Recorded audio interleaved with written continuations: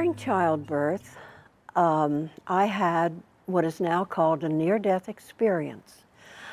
I felt my soul, which I guess is as good a name as any, I felt my soul rise up from my chest, through my head, and out through the top of my head.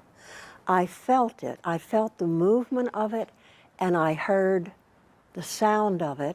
It went whoosh. And then I found myself in a dark space where I didn't know what was going on. I knew something was not normal, but I hadn't a clue what it was. And suddenly I found myself standing in a gray mist, and I realized that what's going on is I have died. I have died, but I'm still alive. And I was so thankful that my heart was about to burst, because I always hoped there was life after death, but I hadn't a clue. And here I was. I knew I had died, and yet I was alive. And I started pouring out thanksgiving to God that that's the way it was set up, that we actually do continue on. And as I poured out all these feelings of love and thanksgiving, the gray mist turned into an enormous, brilliant white light. And it was not a static light like a spotlight on the stage would be. It was a dynamic light. In some way, things were going on, power was going on in the light. I hadn't a clue what it was all about until the light came toward me and drew me in also, and there was a point at which the light and I became one, or at least that's the way it felt to me. And the light consisted of a love that I cannot even describe, no matter how hard I try. There are no words to describe this kind of light, this kind of love. The love said to me without any words, "You are my beloved soul. I love you with all of my heart. I love you without condition. You are precious to me beyond belief." This is what I was getting from just being immersed with the light. And as I said, it was dynamic. It was not peaceful. It wasn't unpeaceful, but it was a dynamic situation between the light and me. And I began to become very ecstatic. The force, the power of this light was such that whatever it is in me that responds just kept getting higher and higher and higher and higher. And there was a point at which I could feel myself being cradled in the light. And that's where some peace, I think, maybe was part of it, because it was the most wonderful, peaceful feeling I had ever felt. And I just let myself actually, I'll use the word float in this for a while, this love and light. But that wasn't the end of it. Suddenly, what I think of as a block of knowledge came into my being, and I began to know things that I didn't know before. It was being fed into me as if I were a receiving station. I had no thoughts of my own at all while this was going on. And what was being transmitted to me was that I was an immortal being, that I had always existed. I always would exist. I was eternal. I was indestructible. there's nothing that ever really could happen to me to wipe me off the face of the earth or any other place. And I knew that that was true. I didn't doubt anything that the light was giving me, because somewhere inside me I knew the light was, I didn't think, oh, the light is God. I didn't think that. I just felt the light was from God. I had feelings, not thoughts. And I knew that anything the light was giving me was the absolute truth.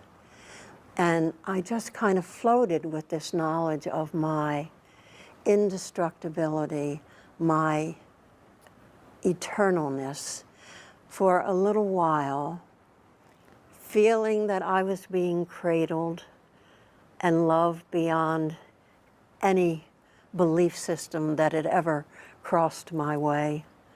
And then suddenly a second block of knowledge descended upon me. And what I knew within that block of knowledge was that the world is perfect. And when I say world, I mean the totality, the allness, the everything. It's perfect. And I remember distinctly the very words that did come in, and it was that the world operates according to a perfect plan, and the plan is working itself out in its perfection. And I knew that that was true. I knew that all of this was true. And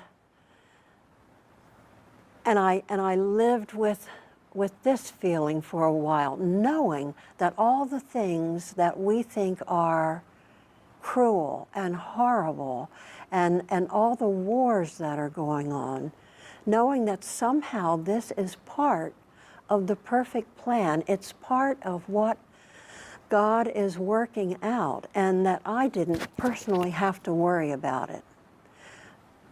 Although back on earth you want to do something about it, and that's because we live here on earth for the moment. But in reality, I didn't have to worry about a thing.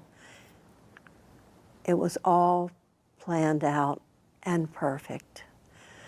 So for a while again, I just stayed in that light, and actually the ecstasy, the bliss, didn't ever level out. It just continued and continued until I reached a point where I had my very first thought of the whole thing, and that was, I don't know how much more of this I can stand before I shatter. And the minute I had that thought, the intensity of the light began to diminish. The intensity of my own ecstasy also began to diminish.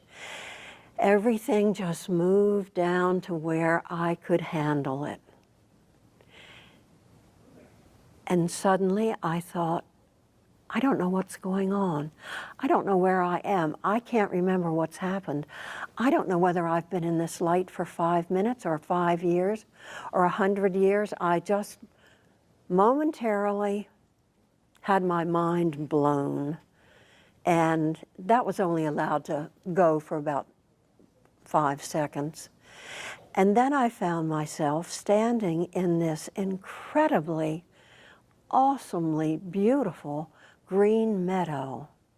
And it had a light that was rather golden, prettier than our light here on earth, but not the great white light that I had been one with. And I stood there looking at things that I had never seen before, color-wise. I had never seen many of the colors that these growing plants were. They were in the colors that I know, and everything in this meadow was beautifully colored bushes, flowering plants, and it was just the essence of what beautiful is. I could see a light shining from each of the growing things, not being shown on them from an outside source, but actually coming from inside them. The life of the plant, I guess, and it came through as this lovely light. So for a while, I just took in all of this beauty and felt glorious in, I guess is a good word. Finally, I looked up and saw at a distance of, I would guess, maybe 500 yards, I saw a low hill. And standing on that hill were maybe 18, 19, 20 people at the most. I didn't count, but I kind of made a general assessment. And these people were in robes, very simple robes, nothing at all elaborate, just robes. And they were in all these many colors. There were actually a couple, 2 or 3 in white. The rest were clothed in these awesome colors. And they seemed to be standing around in little groups waiting for something. I now think of them as helpers. I think they were waiting for people like me who had kind of accidentally stumbled in maybe. The minute I had the thought of, I want to be over there, I want to talk with these people, I was there. I didn't have to walk the 500 yards or climb the little rise. I was simply standing there.